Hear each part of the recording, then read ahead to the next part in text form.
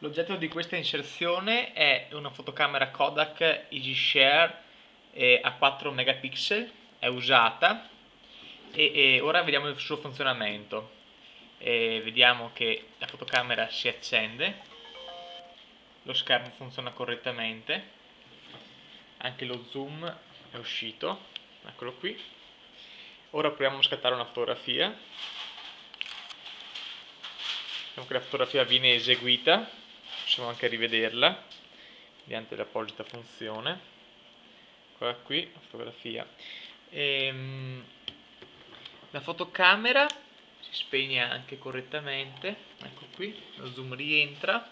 L'unico problema è che in presenza di batterie non troppo cariche, la fotocamera tende a non accendersi, mentre adesso vediamo che con batterie totalmente cariche non ci sono problemi.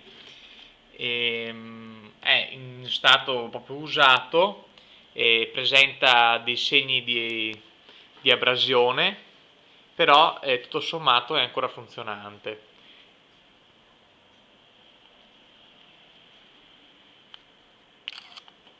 Vediamo che scatta la foto e le visualizza correttamente.